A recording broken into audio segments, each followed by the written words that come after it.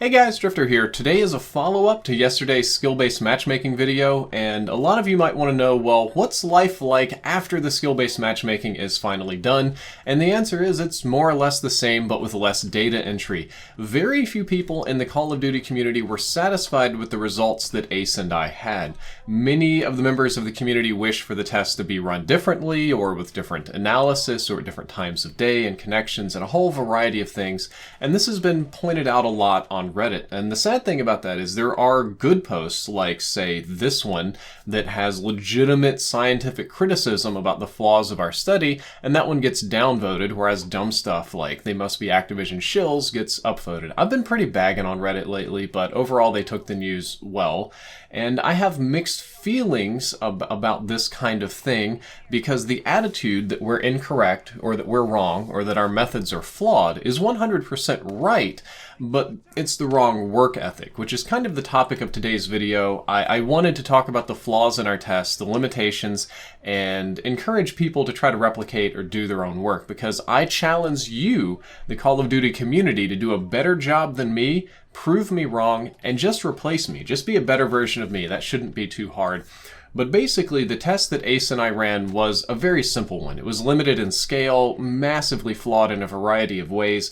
It was never supposed to pass proper scientific muster, but rather just to look for something, some relationship, some trend, some correlation, just, anything that we could see. And given mine and Ace's skill set, it was never going to be good enough to say, like, publish in a journal. So let's start with the flaws of this test.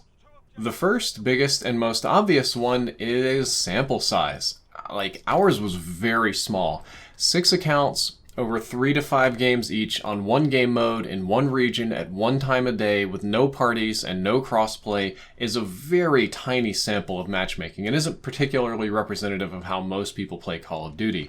If I were to do this project for, say, a real job, and I just had to do it like for my boss, or if I worked at Demonware that does the servers or whatever, I'd want to pull data from something like 10,000 players across 25 to 50 games each. I'd want to collect region data, server data, connection data of all the players in the match at any given time. But given that it was just the two of us and that we couldn't automate it, all of this was done manually, that just wasn't possible. A lot of that stuff you can't even see on the public end of things anyway.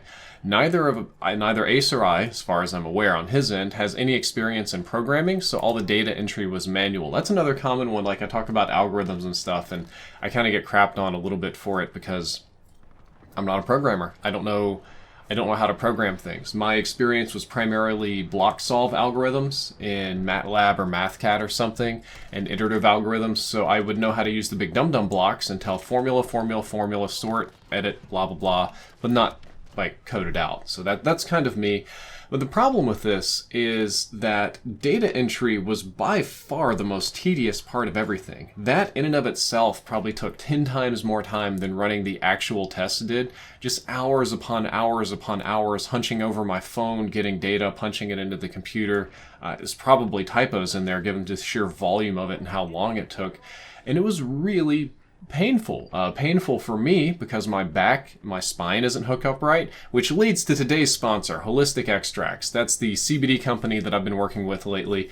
And what I used to get over the pain to punch all of this in was their hemp balm product. It's about 500 milligrams of CBD. It's very simple. It's kind of like every other balm you've ever seen. You open it up, get a dab, you rub it into your back, and in about 10 to 15 minutes, my pain goes away. It's not an all-day thing. It's not a snake oil or magic cure, but it's nice. And if you'd like to try Holistic Extracts for any of your chronic pains, I'd recommend you check out the link down there below in the description and use code DRIFT. So if anyone has the skills to somehow automate a large-scale data collection in this community, that would be great. Because our sample size was so small, its reliability, its accuracy, everything would have been very poor. If I'd have run those tests to see, does the population represent the whole, does your sample represent the population? It would have been way too small. It would have just shown it being very, very unreliable. And it was so small, in fact, that several, as Redditors pointed out, several statistical analysis tools could not even be run on it because it was too tiny. Secondly, we knew that it would be very complex, so we put so many control variables in place that it didn't properly reflect user experience. We tested at peak hours of gameplay during one part of the day. The idea behind this was we weren't trying to break connections late at night, because if connections were going to be worse at weird times and we got any sort of random sampling wrong on our data, we might be saying that, the connections are terrible as your skill goes up. And we didn't want to test it on multiple days or at different times, because player numbers can fluctuate and it can be a big mess. We left crossplay off so that it would be easier to identify accounts, and that's just one more variable I don't have to fool with in case there's networking problems across crossplay. If I'm not mistaken, Exclusive Ace quit out of most of his games. He joined the game, got the screenshot, and quit almost immediately before the stats really took effect or started tracking. And he said that he did this in order to not affect the overall performance of the account. Whereas when I did mine, I forced myself to play to player averages in these games using their favorite guns and trying to emulate their stats as best I can. Neither of these methods were perfect. You can come up with many flaws for them. We did one mode only, just to keep things simple and keep the data coming from one place.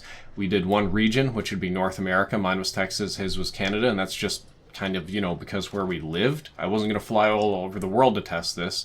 We didn't do parties, because then you have to consider data from all party members and the party average, then compare that to all the other people, and you don't know what other people are in parties or not. So that one's a big mess. That was a huge one I would have loved to test.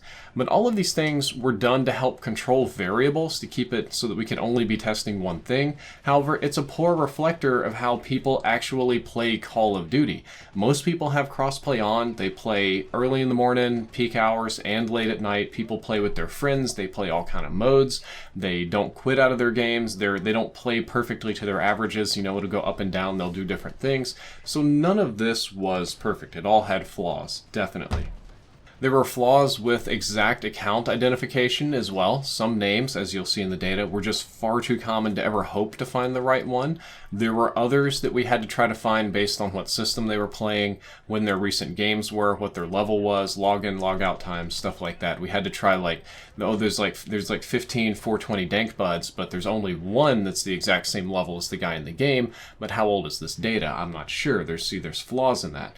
The Call of Duty website has people private, and the mobile app doesn't for the most part, but even on mobile, some players did not exist for whatever reason. There were people that we just literally could not find, and this leads to gaps in the data that really need to be filled in. In most cases, like if I were in college, my professor would tell me that this method is inadequate and we need to do something different. This is kind of the best we got, so we rolled with it. And not finally, there's one more after this one. This is the last big one anyway. I don't think I'm qualified to really call myself an engineer or scientist anymore. I don't know what Exclusive Ace's educational background is. He's a very smart man, no doubt, but I think he has less formal training in this kind of stuff than I do. And I literally haven't done stuff like this, at least on a regular basis, in a decade. I was doing this in 2009 and 2010, when a gigahertz was still just like a crazy number, That's when I was doing engineering.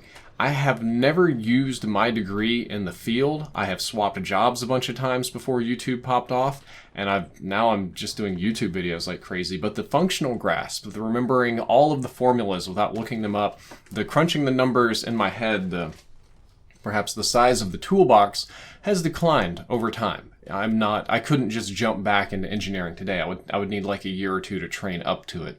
Doing things like this skill-based matchmaking test often requires at least a brief refresher for me, if not a significant one. It's not like I'm a super genius Senku from Dr. Stone and it's all flowing out of me. I have to look it up. 10 years of making YouTube videos every single day have made my skills incredibly rusty. I remember things about physics and math and the Bernoulli equation and thermodynamics and stuff like this, but if you sat me down and gave me one of those tests, I almost certainly could not do them. I'm just simply too rusty.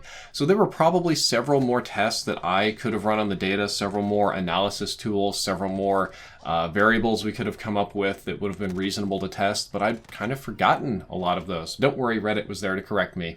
And briefly, the other flaw, and perhaps maybe most importantly, is that what we discovered did not fully explain the experience of users. And I've been the guy that's on placebo, the community is wrong, blah, blah, blah, and I'm not really changing my opinion on that to a significant degree because a not insignificant amount of people in the community are whining, scapegoating, entitled crybabies. And that's true. You all know that's true. But the reality is that can't be everyone. It's not possible for everyone in the community to be a crybaby. It's probably, if I had to guess, I'm going to guess it's just a vocal minority, and that the majority of people are not experiencing these problems. But the minority is so big, or there's enough of these people to where no matter how angry or entitled or whatever kind of mean word I want to apply to them, they can't be completely discounted. These people are experiencing things and recording them and showing them in very small bits. And they're things that I utterly cannot explain despite my best efforts, which means something is missing. Something has been missing the whole time. There's one piece to this puzzle that doesn't fit. And the point of all this is, I'm no longer the guy that can really bust this open. I don't think that I have the skills to do that, but I think that you, the greater Call of Duty community, the Call of Duty community is huge. It's one of the biggest gaming communities on the planet, and it encompasses people from all walks of life, ranging from lazy stoners to multiple PhD professors. Every country, every profession, every demographic, ethnicity, identity, whatever, they're all there because COD is mainstream. It is broad appeal. There are brilliant, talented, educated people in this community to where any one of them could dwarf the best thing that Ace and I could possibly do combined. They'll just crush it because that's how numbers work. There are lots of other people that may not be, like Lex Luthor smart, but are very smart and at least capable of creating a similar study. There's plenty of people that are capable of just punching in numbers and replicating our exact study, and even more people capable of just getting data and sending screenshots in to be analyzed. So I encourage all of you listening to this video, those of you that have listened this long and care, to find a way to automate this as possible. You programmers out there, you software engineers, stuff like that. If you can find a way to automate this, we can get way better analysis. The engineers and PhD guys can come up with much better analysis tools than what I have, either in like MATCAB or MATLAB or something. There's probably like 1,000. Excel's an incredibly powerful program. There's like 1,000 things in Excel I didn't try. Networking guys, you guys do your black magic. They might as well be wizards as far as I'm concerned. I don't perfectly understand all the things they do, but I know we have people like Battle Nonsense in the community, and people maybe that don't have super specialized skill sets. You should volunteer your time to follow templates made by other people and work as a team to be part of the mass data collection needed to understand skill-based matchmaking. I think that if you all pitch in, if you all try things, if you experiment, and especially if you work together, then we as a community can truly figure this out. And that's kind of the point of science. What Ace and I have done is we have given you a great starting point. We have given you something to look at, the best that we can do as just two mere mortals. And what I want you guys to do in the community is to put in the work, run through some tests, and find the truth. Work toward the truth and make this community great. It was my turn before, now it's your turn. Drifter out.